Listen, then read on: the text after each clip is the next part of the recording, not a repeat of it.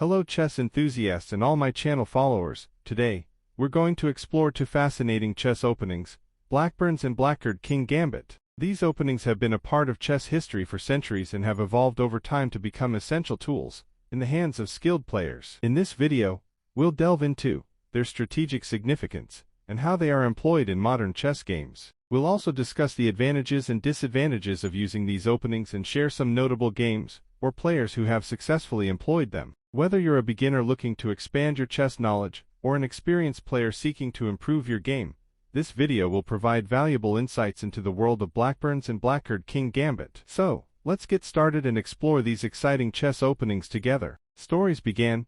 Once upon a time, tic-tac-toe players put a cross in the central square. Checker masters started with a little pawn e4. Then I opens lines for two of my pieces and establishes equilibrium in the center by moving my solitaire to e5. I offer of a pawn f4 to induce black to surrender his share of the center. If black accepting the gift enables white to continue with knight f3, followed by d4, and dominate the center with his pawns. In addition, the opening of the f-file will offer white the opportunity of directing his attack at the vulnerable point f7. This is a tender spot whether black's king stays at home or castles. I think I have to reply to my opponent with bishop c5 to make safest way to decline. Probably, the safest way to decline the gambit. 1. The bishop bears down on the center and controls an excellent diagonal.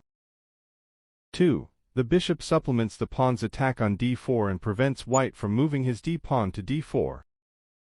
3. The bishop's presence at c5, overlooking g1, forbids white from castling in a hurry.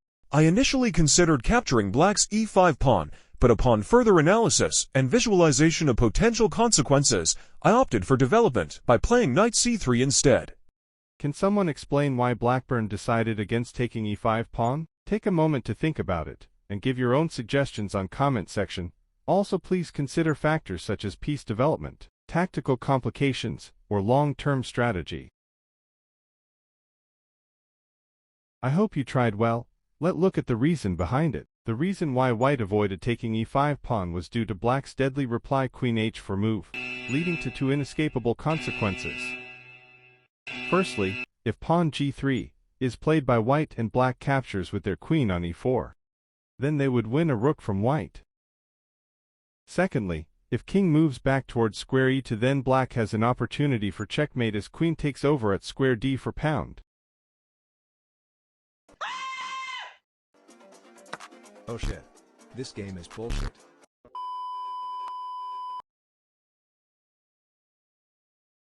White's actual move is not as energetic as knight f3, but in playing knight c3 Blackburn was trying to lure his opponent into playing bishop g1 rook g1 queen h4 then pawn g3 queen reply h2, when rook g2, followed by f5, gives white a fine game.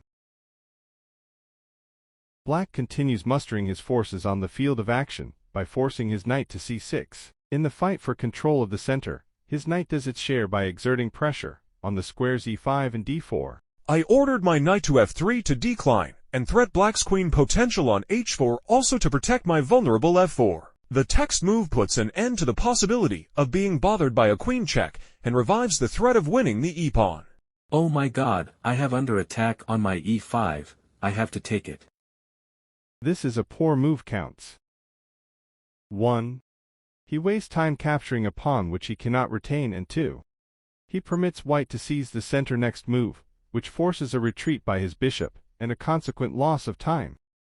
Of course, no player should take more than half a second to see the power of this pawn push. The pawn seizes control of a good bit of the center, occupying d4 and attacking two other important squares.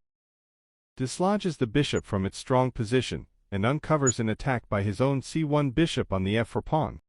It would have been sounder strategy to retreat to e7 instead, where the bishop is invaluable for defense. White gains a tempo with this capture, as he recovers the lost pawn, and develops a piece at the same time. I have lost my pawn and need to contest his position with a move to d4. Black attacks the white e4 pawn, disputing possession of the center. Meanwhile, Black gives his queen side pieces more air. Blackburn declined the challenge and responded with e5. All pawn moves have positive and negative aspects. Tarrasch used to say, "Every pawn move loosens the position." For a clue, Siegbert Tarrasch was a German chess player, considered to have been among the strongest players and most influential theoreticians of the late 19th and early 20th century. One drawback for white in the advance of his e-pawn is that the occupation of e5 by a pawn deprives his pieces of a useful square. The knight especially operates to great advantage when posted at e5. In compensation, the pawn exercises a cramping effect on black's entire position and imposes particular restraint on black's king's knight, which cannot develop naturally at f6. A superficial move, as the bishop, could develop to greater effect at f5. Developing the pieces to squares where they are most effective assures an advantage. Preventing the opponent from doing likewise increases it. It is important to fight for control of the vital squares. Clearly, bishop d3 is an excellent deployment. The bishop reaches out into directions, ready to take a hand on either side of the board. Black is intrigued by the prospect of saddling Blackburn with a doubled pawn by taking c3 pawn with b-file pawn. In return for the handicap of the doubled pawns, little enough, since the advance c4 forces an exchange and undoubles the pawns. White enjoys advantages in his two bishops and in the open b-file, which his rook will put to good use, apparently to prevent bishop g5 or knight g5 black defense by pawn h6. The move h6 by black, or h3 by white, should be played only if the h-pawn is to form a base for an attack by pawns e, if it supports an advance by the g-pawn. Defensively, the move does more harm than good, as it loosens the pawn structure and weakens its resistance to attack. It is especially dangerous if the king has castled on the king side, as the pawn itself, standing out from the ranks, provides a convenient target. Also, as if the foregoing were not enough, it does nothing to further the cause of development and wastes time, which should be devoted to the liberation of pieces, which are still shut in. At one stroke, white secures the safety of his king and brings his rook on to an open file. It is true that the file is cluttered up by a knight and bishop, which interfere with the rook's influence, but they are pieces, not pawns, and can move quickly out of the way. Not the happiest spot for the knight to put in e7, but how else can it get into the game? Poor as this development is, it is by far preferable to letting the knight stay uselessly at home. The master makes rook b1 move in a flash, which help him to develop his pieces so that he can enjoy maximum mobility and control most of the territory. In addition to this, direct his efforts to weakening the enemy position, cramping the movements of his pieces, and reducing the capacity of his resistance before he make the first move of a combination. Pawn to b6 is a move that distinguishes the master from the amateur.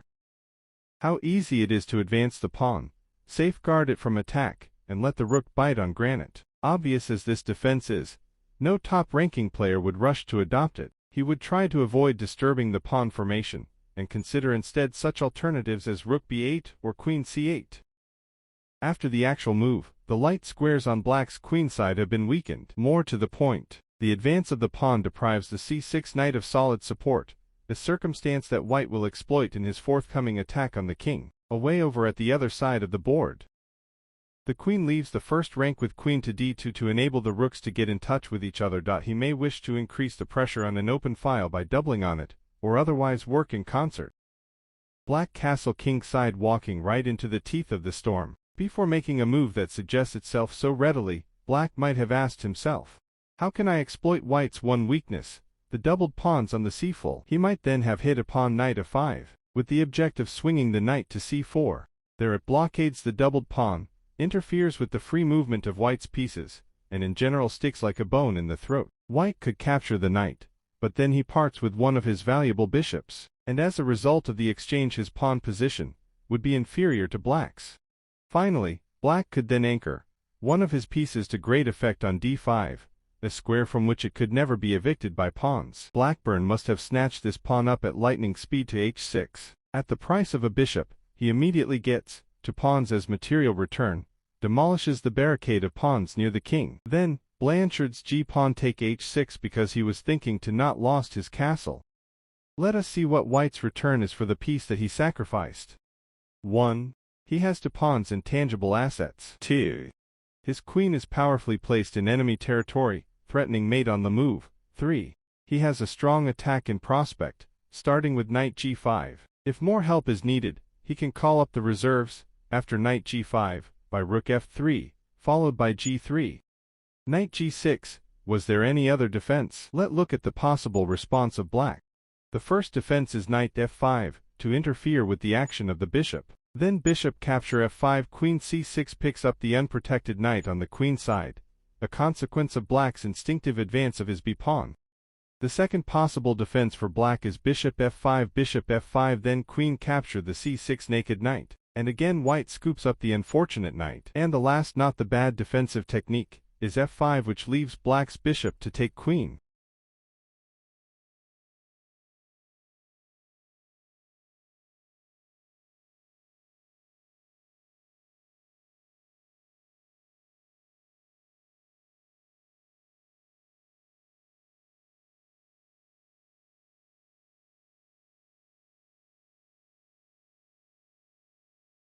Then Blackburn replied knight g5, again threatening mate at h7. This is speedier than the brutal alternative bishop take g6, then f-pawn capture g6, queen g6, is best move which wins material, and eventually the game.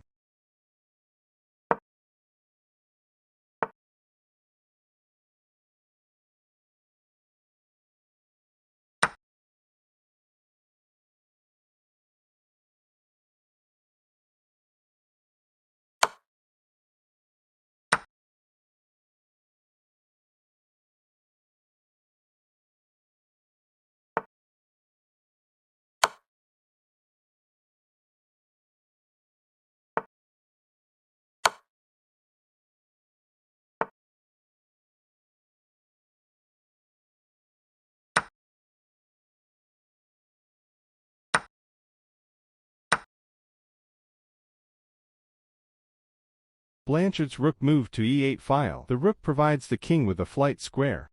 In return white army replied the rook f7 again. There is a pleasant choice of winning methods. Two others are bishop take g6 knight, and if f-pawn take g6, then queen h7 is mate.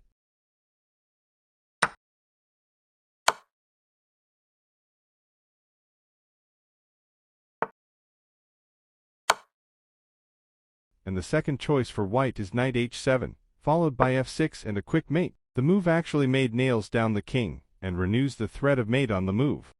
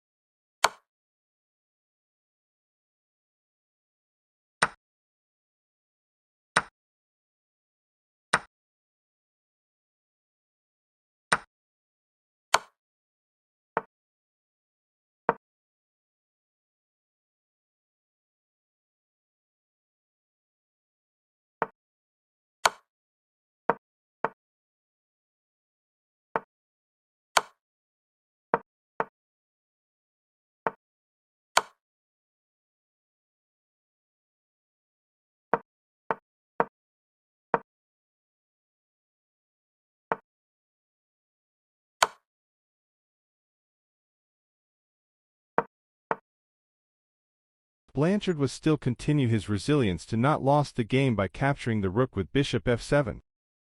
Queen h7, nudging the king into a fatal situation. The only legal move for king is f8. Now the time is end of story my dear black army. Queen checkmate f7, 1-0.